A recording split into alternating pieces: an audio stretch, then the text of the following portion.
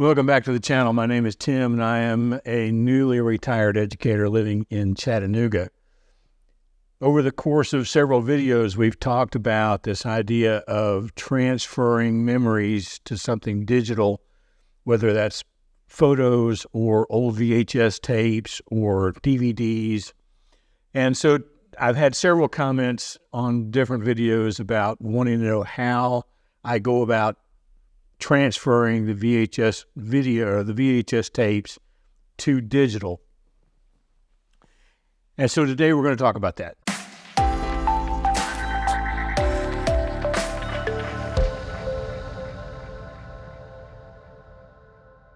Obviously, the first thing that you're going to need is some kind of computer. I've got my MacBook Pro, and you're going to need a VHS player.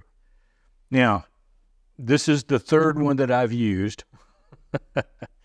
In our upstairs bedroom, we had two that were used over the years, and I tried to use those first, but the heads on the video players were just shot. So I borrowed the one out of my mom's bedroom, and so I have just a basic setup. Out of the back of the VHS, and this will work for both the VHS and the DVD side, you've got these RCA cables. Now in the back of the player, they are color-coded, coming into the plugs that are marked audio and video out. And so this already comes with your VHS player. You don't have to buy anything. What you will need is a video capture card. This one is by Elgato. They make cheaper ones than this. This one might have been, I don't know, $90. I'll have to look it up. I'll put it on the screen here. They do make cheaper ones than this, but I use Elgato for my live streaming as well, and it's just a really, really good product. And so I just decided I didn't want to waste money on something that may or may not work well. I know this one works well. So it has these RCA plugs, and we're just going to connect them by color.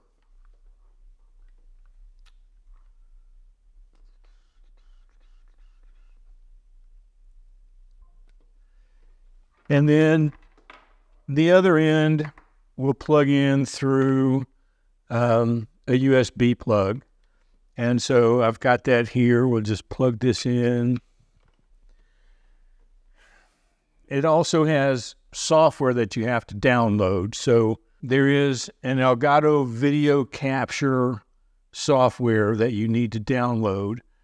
And the steps are really, really simple. Now, what I have here is a VHS tape. This is an old VHS tape of my daughter Sarah when she was young.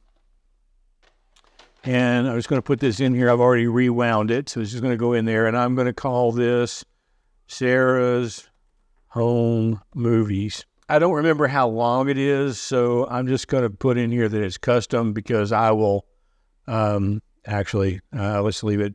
Let's put it there. I'm going to put it as long as possible, and I'll just press stop whenever it's done. It's a pretty simple process. So I'm going to click continue here. And you can see it's already playing here, so you'll see it's on the screen. I'm going to stop it. I'm going to rewind it again. You have a choice. The Elgato does come with the S-video cable if that's what you have. But I have the RCA cable, so I've put it on here on RCA, and I want it on a 16:9 format. So that it'll play on my TV or on my laptop like a YouTube video would. And then I'm going to click continue again. And this is where it will make sure that I've connected the audio track. And so now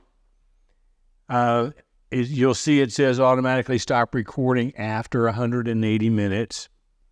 In case I would get called away, it keeps recording after the video is over. It will eventually stop.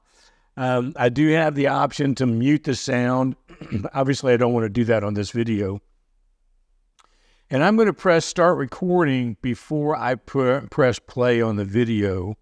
And one of the reasons for that, for this particular player, you may not find this to be true on yours, but it will come up with play in the upper left-hand corner and the automatic tracking bar when I first hit record or when I first hit play, and I want to make sure that I'm capturing everything. That will eventually disappear. And so we're going to get started. I'll show you how easy this is. I'm just going to click start recording. I'm going to click play.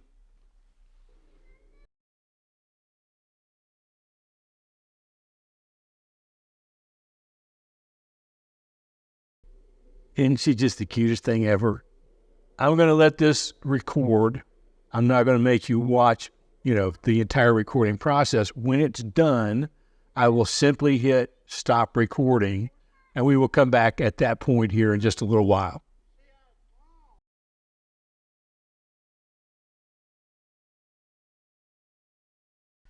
All right, so this video is over. It was almost 2 hours long.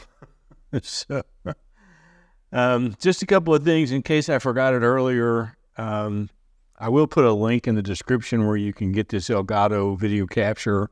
You can look around. You will find others that are less expensive if you want to do something like that. The other thing is that while this is recording, you can still use your laptop.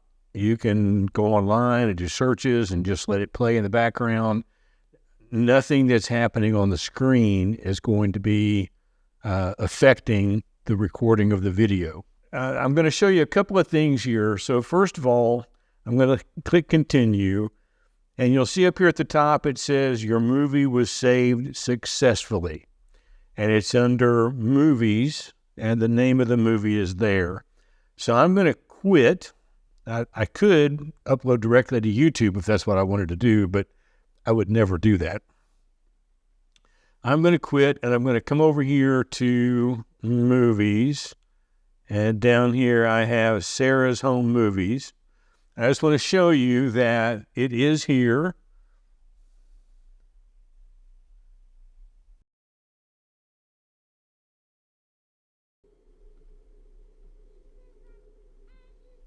And for the most part, you can just leave it like that. It's recorded, it's digitized. You could save it to Google Drive or to Dropbox.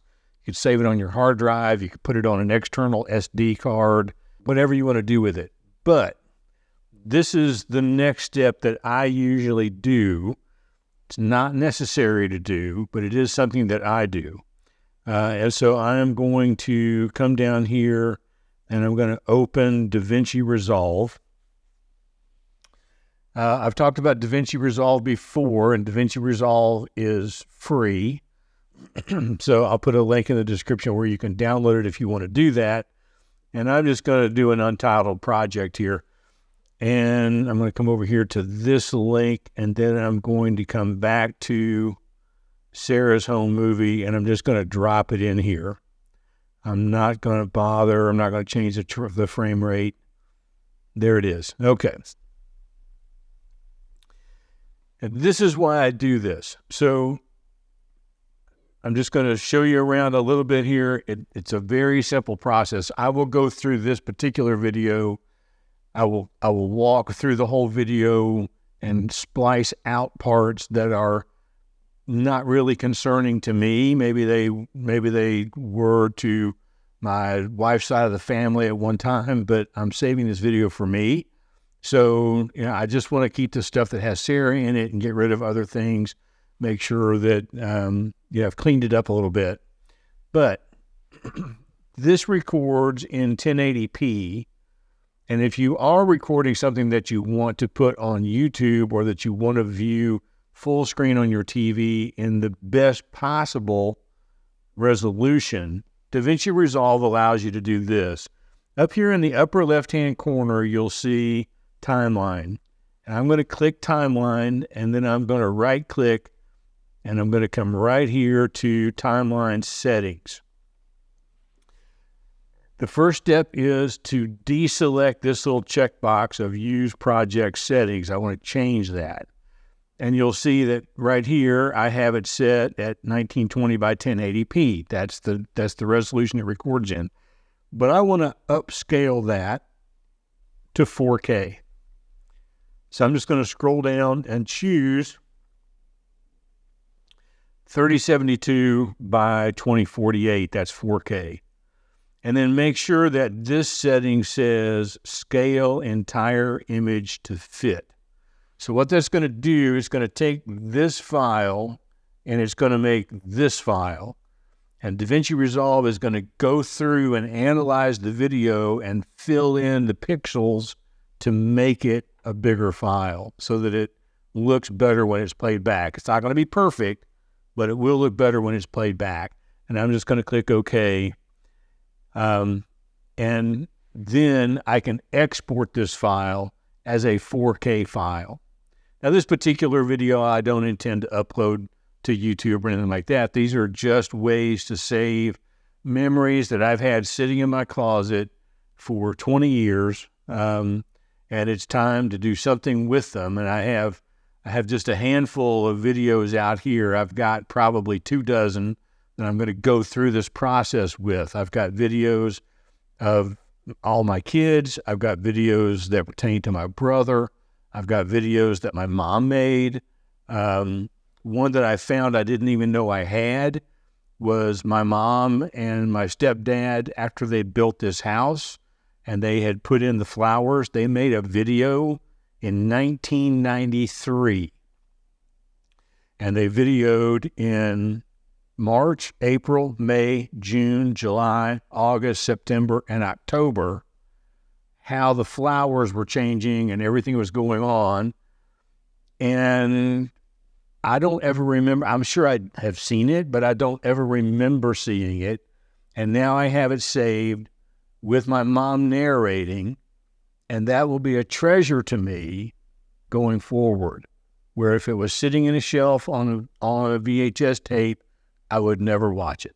I hope you've enjoyed this. It's a straightforward little quick tutorial. Let me know in the comments if you've done something like this, or if you buy a different video reader that you recommend to people who watch this video.